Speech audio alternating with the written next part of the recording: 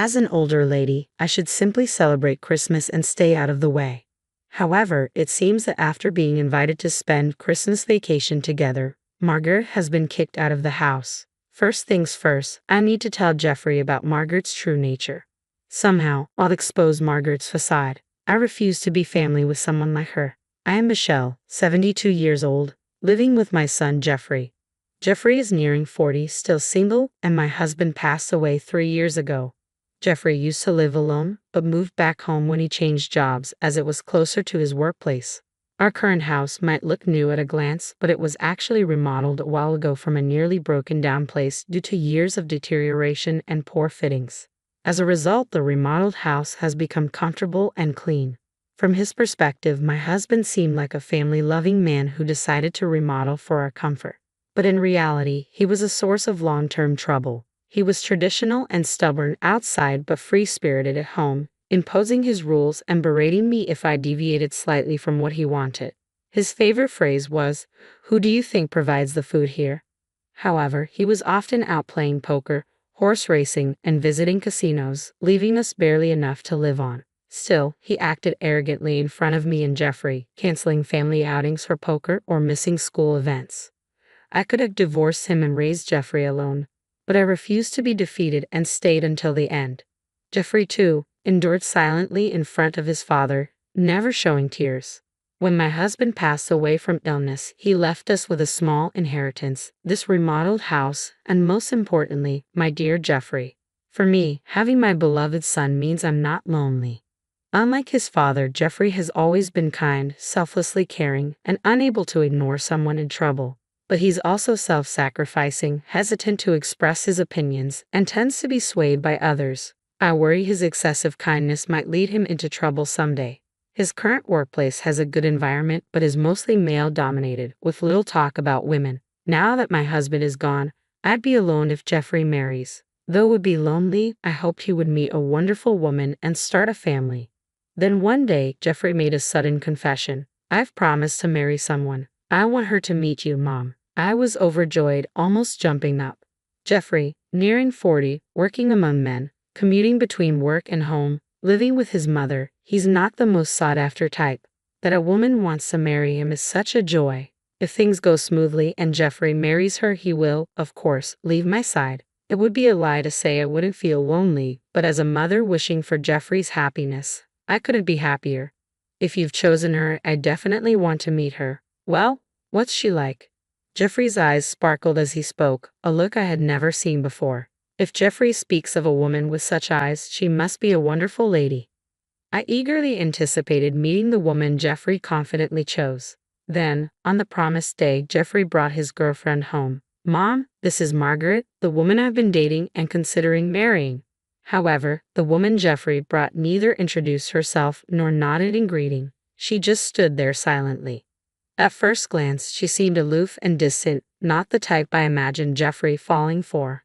She continued to ignore everything, barely greeting, and just surveyed the house. She sipped the tea I offered with disgust, wiping everything she touched with disinfectant wipes. These odd behaviors made it clear that this wasn't the typical first meeting with a future mother-in-law. I secretly dreamed of doting on my daughter-in-law like my own child, but that dream seemed to shatter in an instant.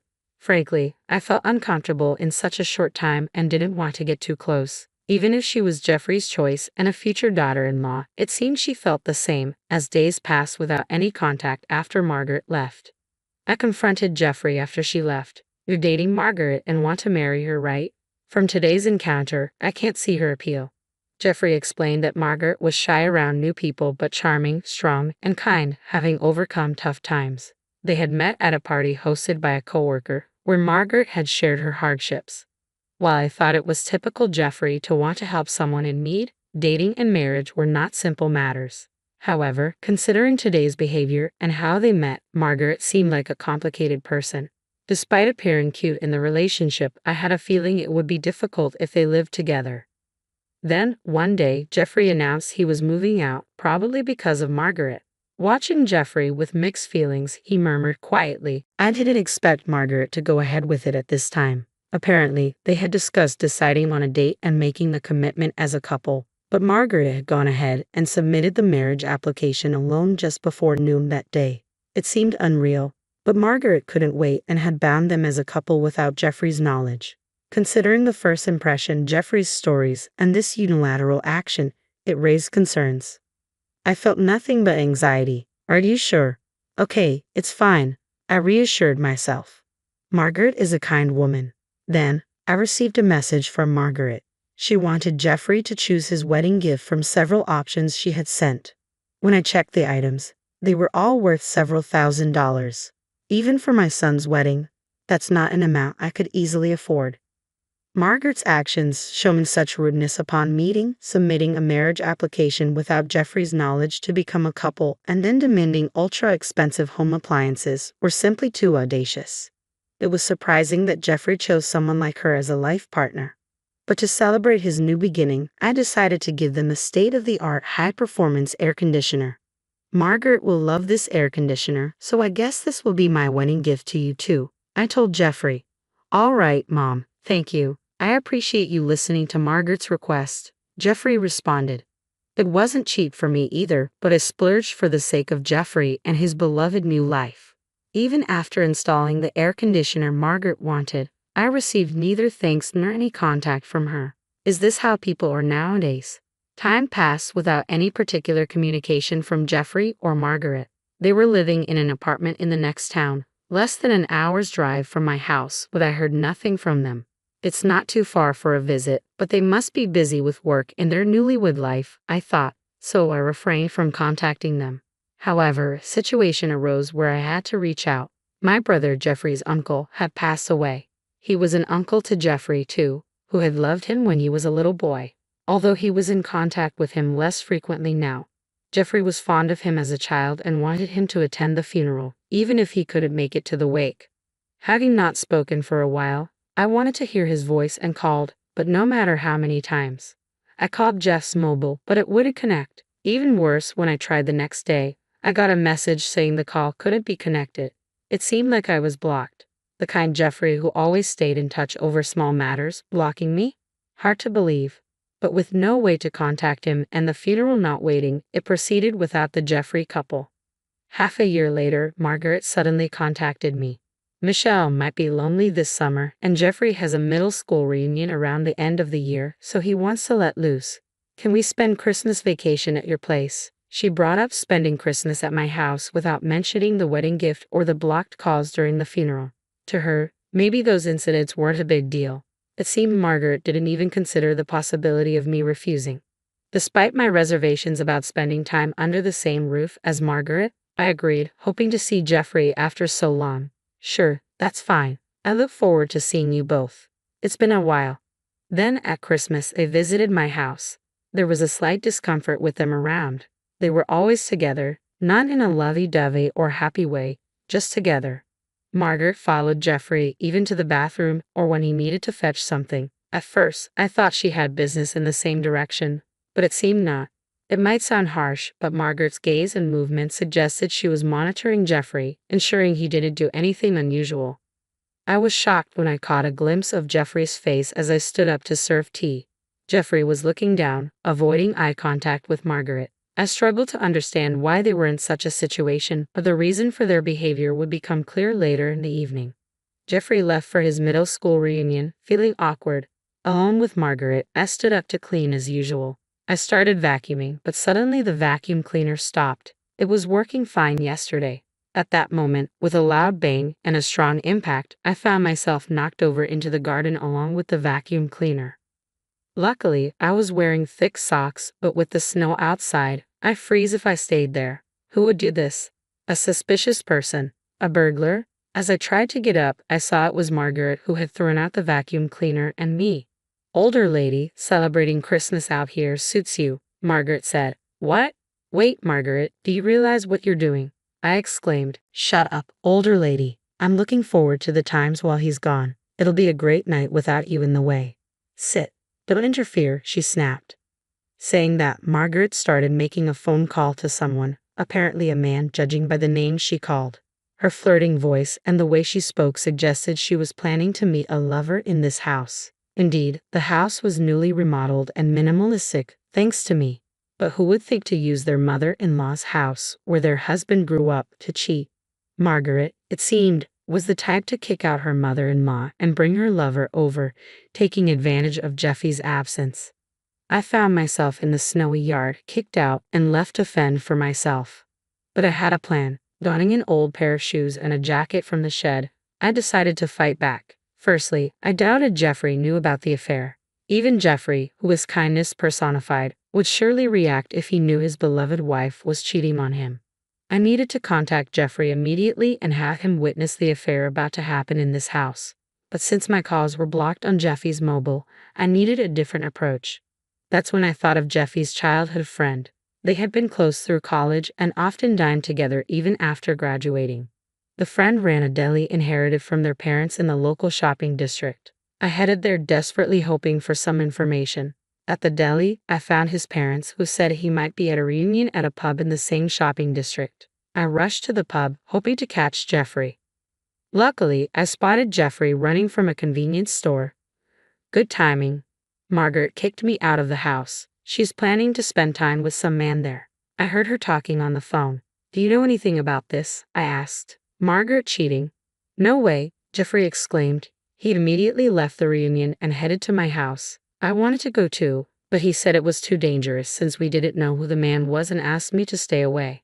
I hid in a nearby business hotel, leaving the matter between Jeffrey and his wife to him. The next day when I returned home, I found Margaret beaten up in the garden, naked. Older lady, don't you care to help your daughter-in-law?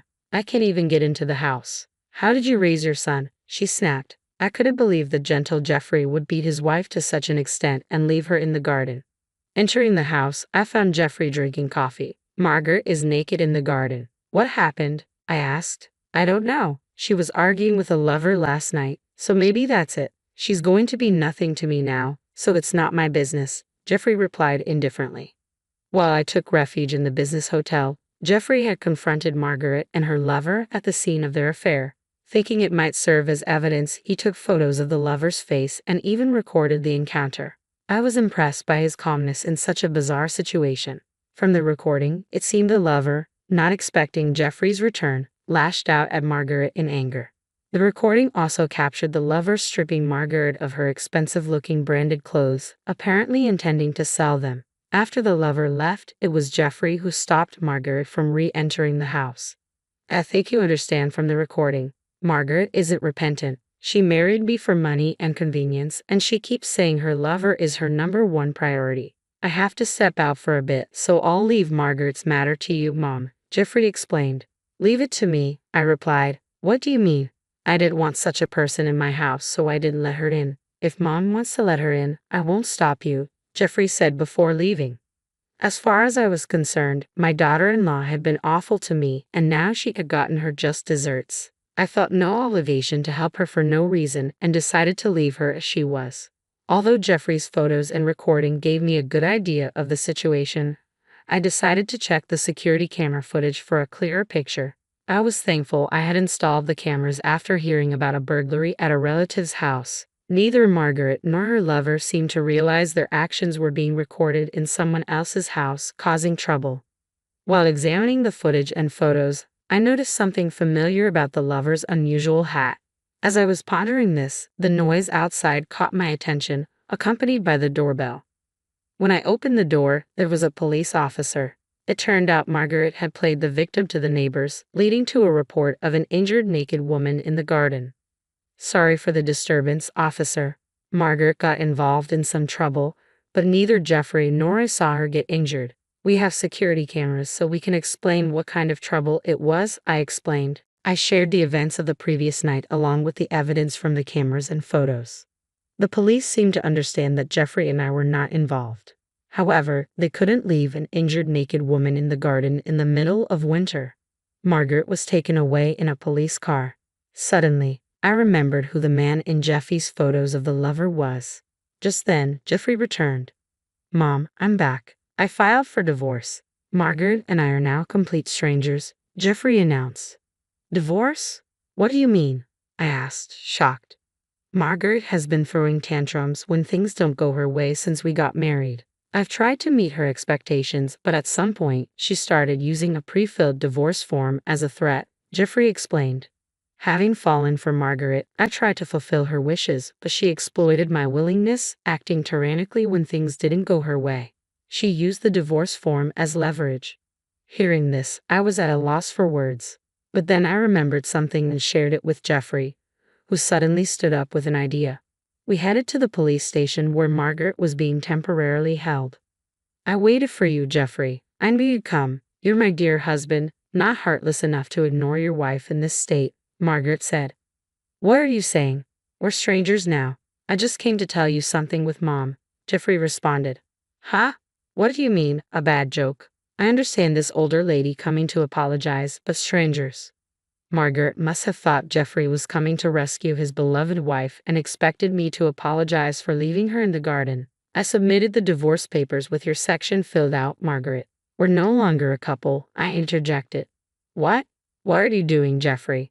Remember when you submitted the marriage application without permission? It's too convenient that it's okay when you do it to others, but not when it's done to you, right? Jeffrey argued. Margaret was speechless at Jeffrey's logical argument, but I had to say something too. The man you brought home, he's a business owner, right? I asked. Yes, he's a young, talented owner of a beauty salon. He proposed with a bouquet of roses last week, saying he'd make me a CEO's wife, Margaret replied confidently. That man's actually an unemployed freeloader who caused trouble at a restaurant, leading to his unemployment. I often browsed social media and reluctantly saw a story about someone causing a scene in a restaurant. I thought I had seen him somewhere before, but he was in the vortex of a topic that had recently come under fire by many people. I read that this guy was repeatedly getting in trouble for drinking straight from a pitcher of water, putting Tabasco in it, and other such nuisances, I revealed. Margaret's confidence shattered as the truth unfolded before her eyes. I read that he was recently fired from his part-time job. That's a lie. His profile had a long list of accomplishments. He wouldn't do such things. Well, regardless, my house has a lot of damage from his tantrum. I could file a report for the nuisance, I stated. Margaret, convinced she had become CEO's wife, was in for more shocks. In order to push Margaret to the edge, we decided to fold in even more. Also, one of your company's executives is a longtime friend of mine. What you told my workplace about the affair, I didn't reveal the affair. I just discussed your relationship history with Jeffrey. Any problem with that? It's better not to do things you'd be embarrassed to be seen doing, I explained. Shocked by the cascade of revelations, Margaret turned pale. Leaving her behind, I exited the police station.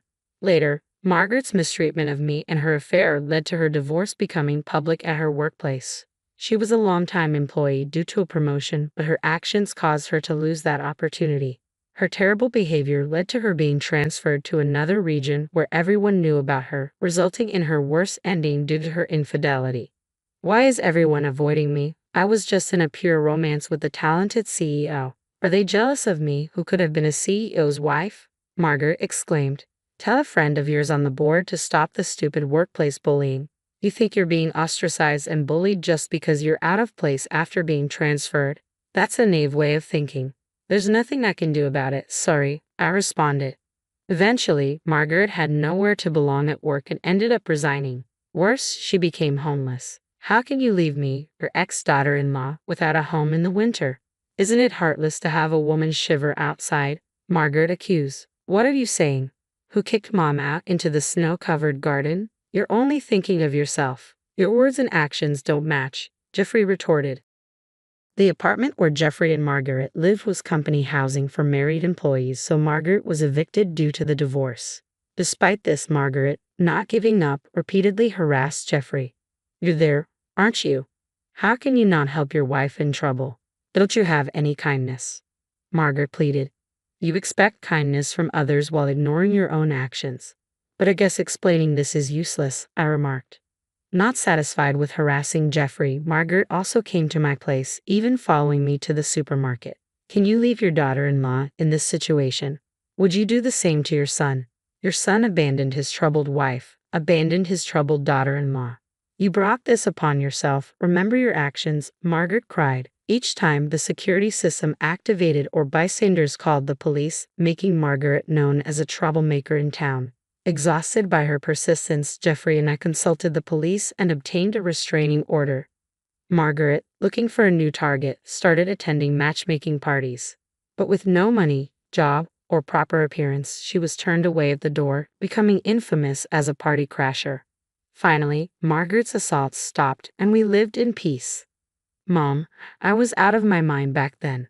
Margaret cut me off from home, screamed at me all day. I finally came to my senses. I'm so sorry. Jeffrey and I are living together again. Whether Jeffrey remarries or stays with me, I'm happy as long as he shows true kindness to others, I expressed.